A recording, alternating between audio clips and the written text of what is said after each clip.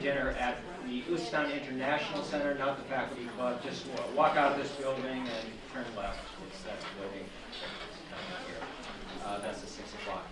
I want to give an introduction to Lisa Lynch, who will be saying a few words. She is the interim president of Brandeis University, as well as the Morris V. Exter Professor of Social and Economic Policy. Previously, she served as provost and senior vice president for academic affairs, and as dean of the Howard School for Social Policy and Management at Brandeis. She has too many awards and honors to actually enumerate right now, but we are delighted that she's here to say a few words of appreciation. Lisa?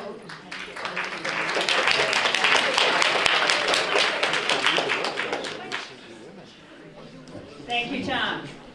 Good afternoon, everyone. Well, it really is a moment to rejoice. Yes.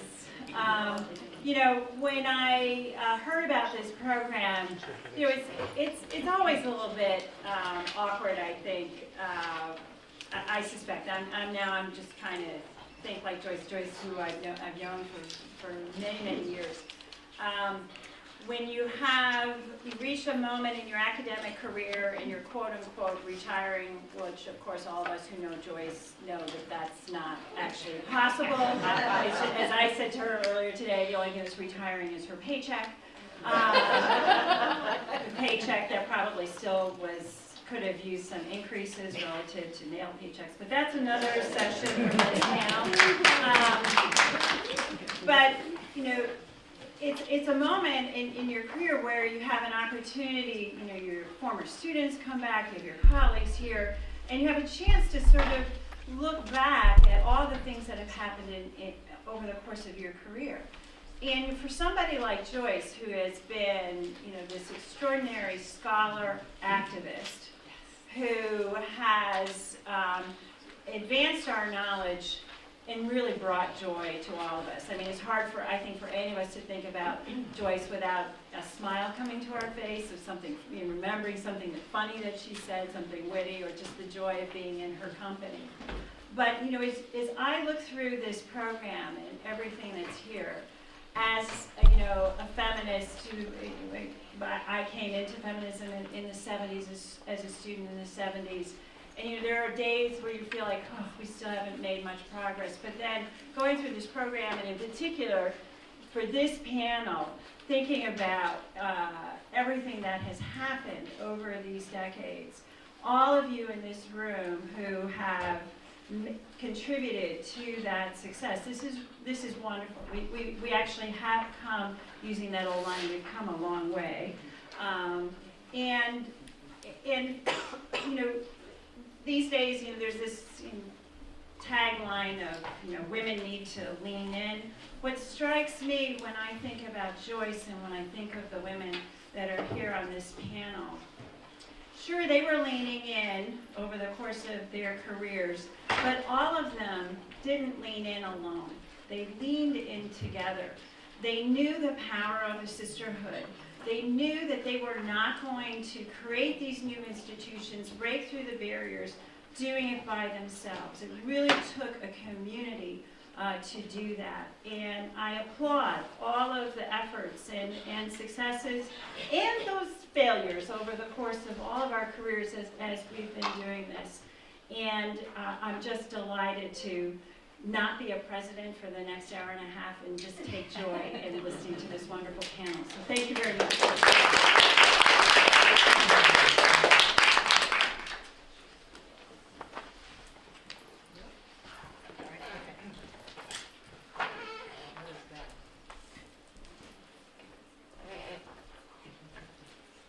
Okay. Remind me if I forget. Welcome, I'm Sue Lancer. I'm professor of comparative literature, English, and women's gender and sexuality studies. Is this mic working? Is this working?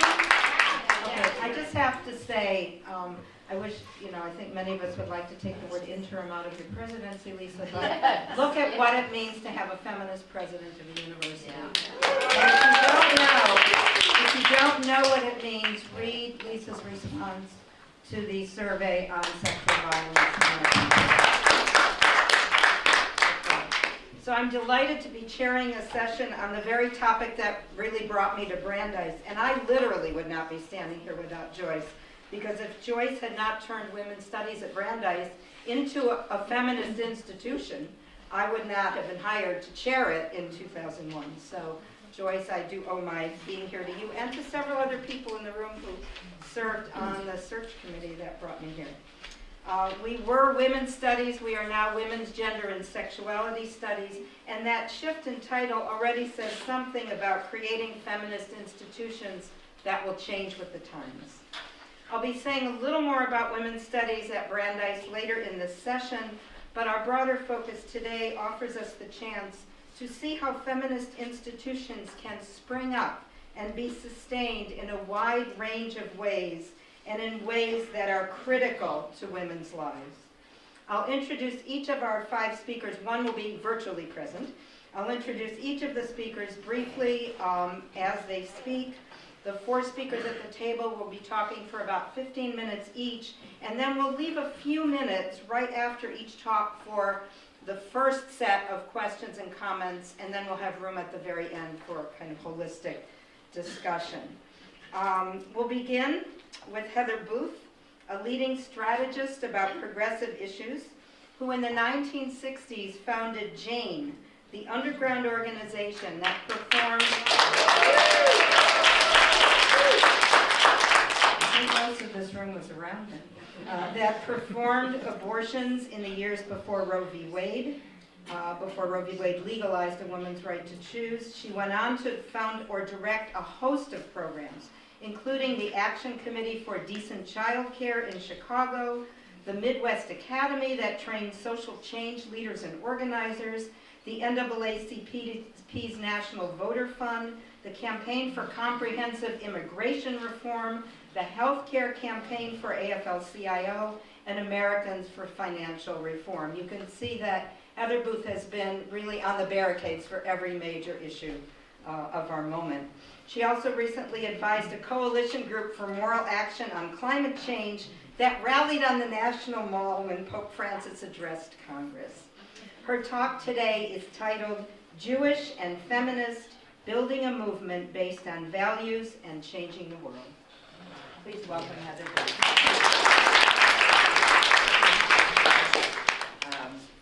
I am so thrilled to be here with other committed activists, organizers, Jewish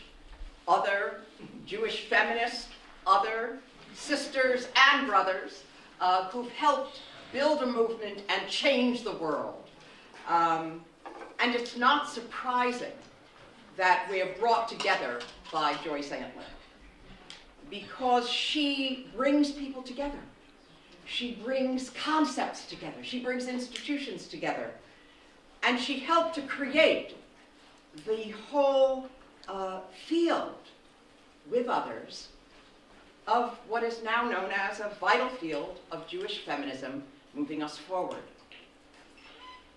My real first connection with Joyce began in, I believe, January 2007, though as a historian she probably knows much better than I do, when I joined with 3 others from the early women's movement, Amy Kesselman, Vivian Rothstein, and Naomi Weisstein, in writing an entry in a book called The Feminist Memoir Project. It was edited by Rachel Blau-Duplessis and Ann Snitow.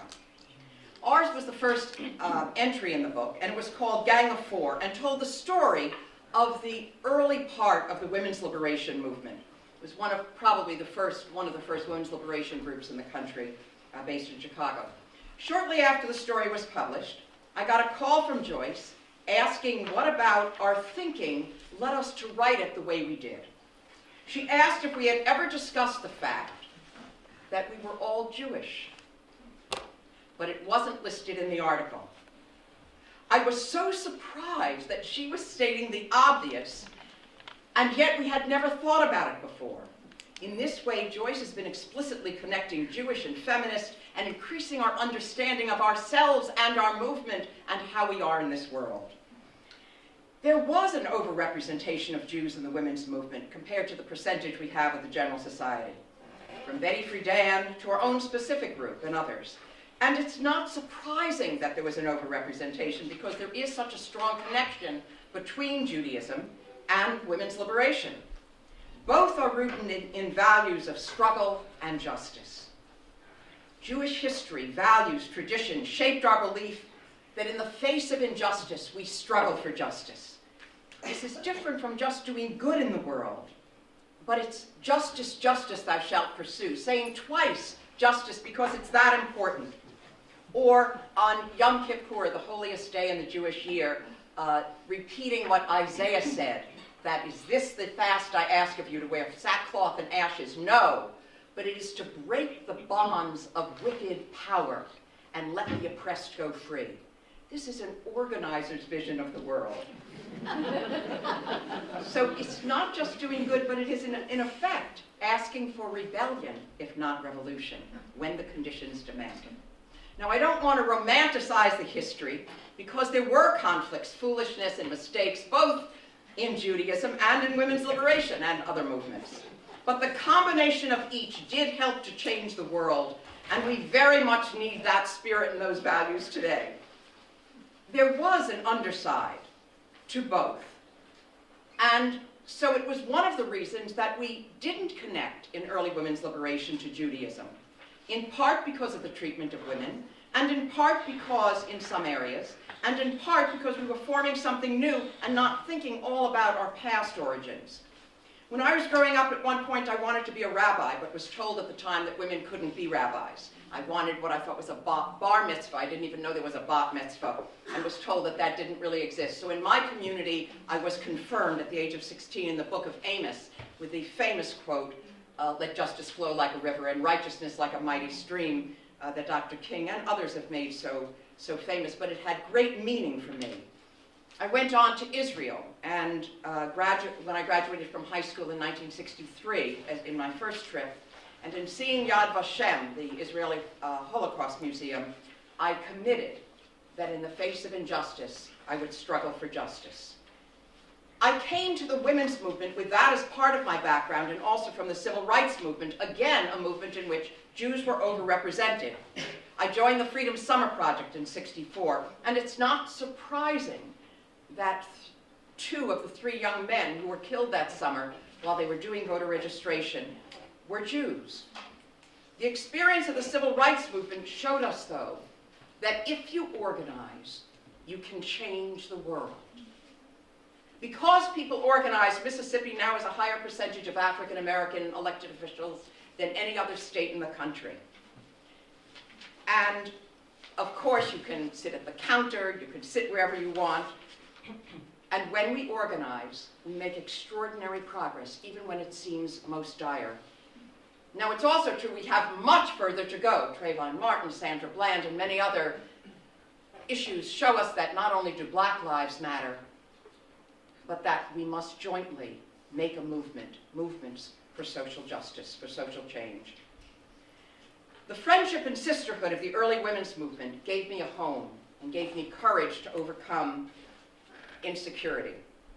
Together, we found ways to start to build a new world we could envision. I returned from Mississippi, and a friend on my campus had been raped at knife point in her bed. We went with her to student health, and were told that student health didn't cover gynecological exams, and she was given a lecture on her promiscuity. We sat with her. They called it a sit-in. We had learned from one movement, the civil rights movement, into another. And of course, because people organized, of course you can now get gynecological coverage in student health. And of course you now get supportive counseling. But it shows that only that happens because people organize. In 1965, a friend of mine was pregnant and was not prepared to have a child, was nearly suicidal. She called and asked, could I find her a doctor for an abortion? I did, through the civil rights movement, by the way, through an extraordinary doctor called T.R.M. Howard, and there's a book on him called Black Maverick, that's Black Radical, it's an extremely remarkable book in person. But the procedure was successful, and I didn't think much about it until word spread and someone else called, and that procedure was successful. and word spread and someone else called, and I realized we have to make a system out of it. And so I called the system Jane. I was living in campus housing at that point, dormitory. Between 1965 and 1973, when Roe became the law of the land, the women of Jane provided 11,000 abortions themselves. We were able to change the law because we organized, and only because we organized, and we were able to save women's lives and futures because we took action. There's now a play, a book, and a movie about Jane. With Vivian Rothstein, Amy Kesselman, Naomi Weisstein, and others, we helped create the Chicago Women's Liberation Union and many activities on health, on jobs, on childcare, advancing the condition of women, and changing ourselves along with it. We shared cultural values, both within the women's movement and as Jews. As I said before, we were disproportionate to the numbers we had in the population. Dr. King came to Chicago and said, way to civil rights is through labor rights. I became a union organizer, and with money I won from a back pay suit, I started a training center called Midwest Academy. I've continued this work, and some of the biography and running large-scale issue campaigns has really become my life's work. In 1998, Rachel Cowan and Label Fine hired me to set up a group to move social justice back to the heart of the Jewish community. As I mentioned, when I grew up, the two were tied together. But by about 1967, as you probably know, they began to fray, and did so for perhaps 30 years.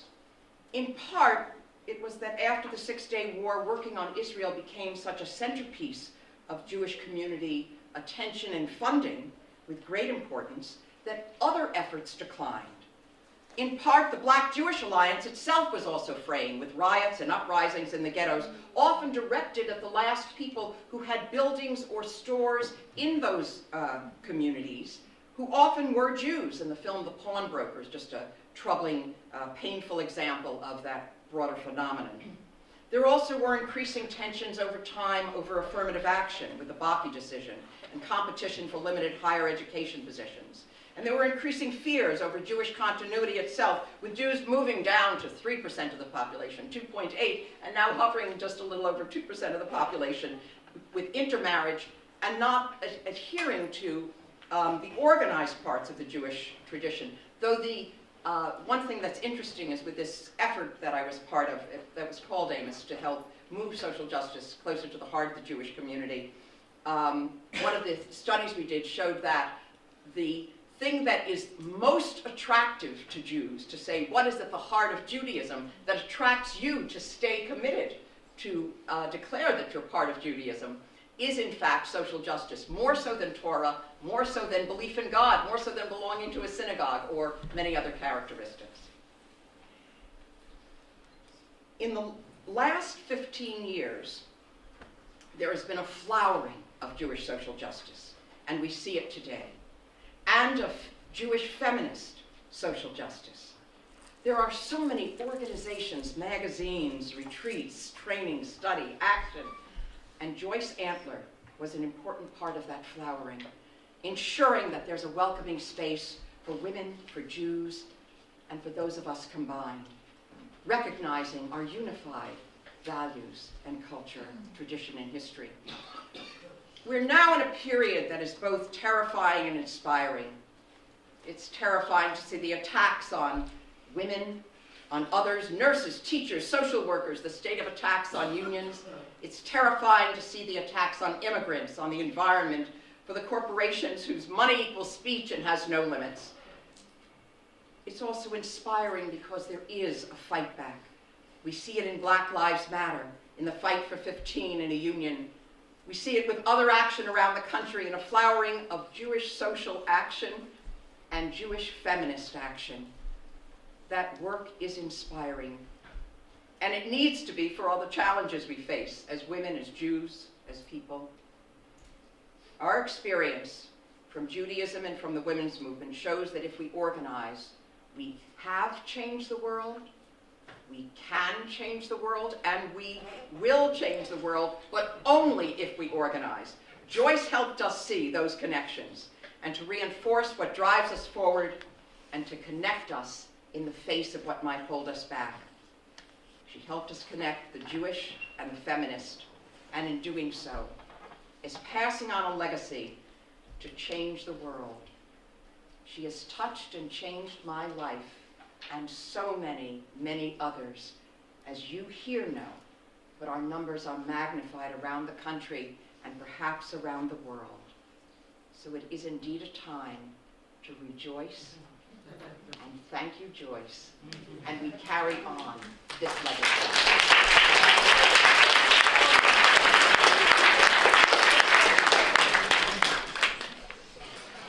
Thank you so much, Heather. We're going to take 5 minutes now for questions and immediate questions and comments. You can also save some for later. So I'll open the floor.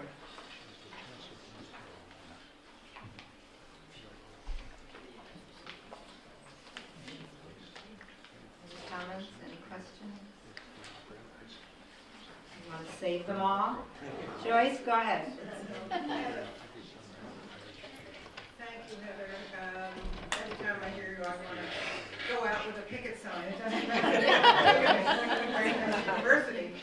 But why has it been so difficult to bring together these two parts of the hyphen? We discussed this in earlier panels.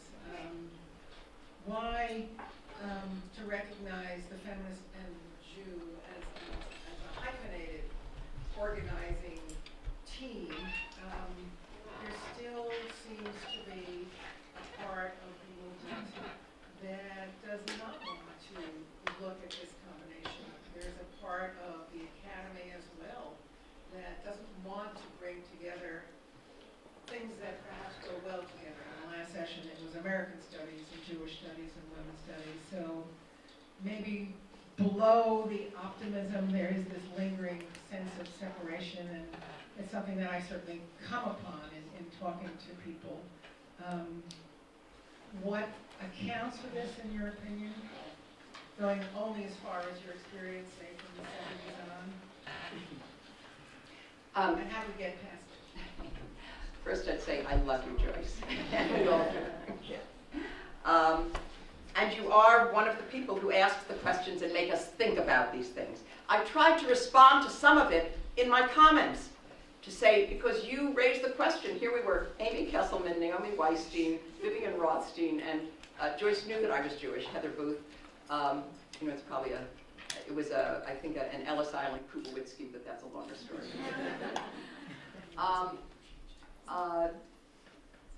And raising to us what was obvious. Yes, we are connected. So I discussed it in 30 years. We hadn't discussed it explicitly.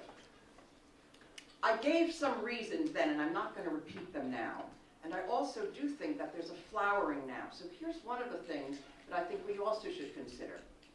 I think the naming may be more difficult. The naming something as feminist or Jewish feminist. But I think the reality is not difficult, is more prevalent, and is growing. The same thing with even the word feminist. There was just a movie called Feminist, and it was based on the fact of how come a majority of the population supports all the things that you'd identify as to what it means to be a feminist. And then if you said, but are you a feminist? They'd say, no, but I'm not a feminist. But I believe in equal pay and equal work. I believe in, whatever the issues might be.